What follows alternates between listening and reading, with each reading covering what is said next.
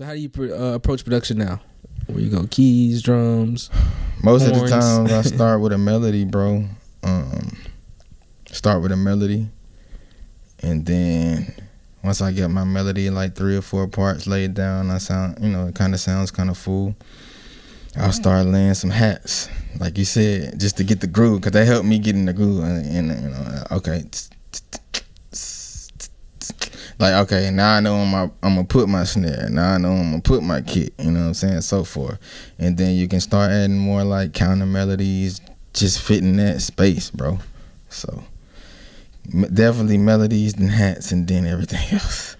Sometimes it is some days I have a drum cadence in my head and I just gotta get it out the way. But like I love just laying tracking melodies, bro. Mm-hmm. Yeah. Well, you've grown, man. You've grown so much so that you were honored to participate on the House of Beats. Yeah. Yeah. That was a pleasure, an honor.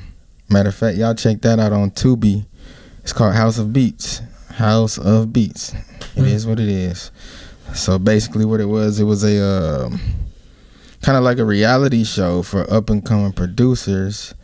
And basically like the premise is like we stayed in the same house, and they would just be hitting us with challenges, bro. Like just all kinds of just dope challenges. Who can make a record with the hardest bass?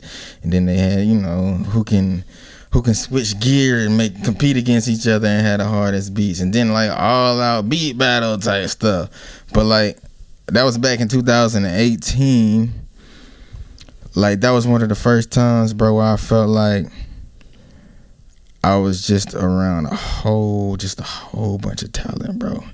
And it actually humbled me, because I thought that was right around the time I started getting my feel in production. But like what I heard on that, like if you go watch the show House of Beats again on Tubi. Shout out Jay Rhodes too.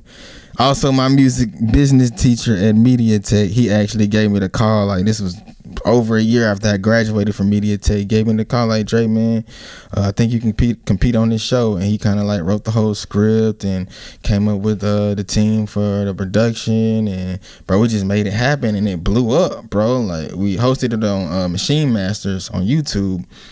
And like when we dropped the first episodes, like we getting like 60,000. Like we didn't know what it was gonna do, honestly. And like it's now, bro, on YouTube, it's like in the multi-millions like views, and people still clicking and coming to this day, bro.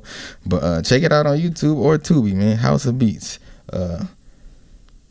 Yeah, like I said, I was humbled. There's some guys on there doing some crazy like stuff with in between a DAW and a computer, bro. So like go check it out. Shout out Igami Beats. I don't know if he go by Igami Beats, but Igami, bro, he was the winner, bro. Like hands down the winner. It was you knew who the winner was gonna be, bro. Like after about, I'm not gonna tell y'all that, but just watch the show. Dope producers, man. Yeah. Mm-hmm. Wow. What's something that you could a gem you can lend that you learned from that experience to other producers? Like really come prepared. I mean, just to even speak on bro Igami, like I could tell from day one he was prepared, because like he already had files just ready for whatever challenge it was. All he had to do was tweak stuff. Like mentally he already was like, I can potentially need this and that. He already had stuff ready, bro, for whatever challenge we had, bro. He had something by ready, and he was the one going to sleep the earliest. We up scrambling, standing up, and Igami, all right, I'm about to hit the bed, y'all. I was like, yeah, he tough, bro.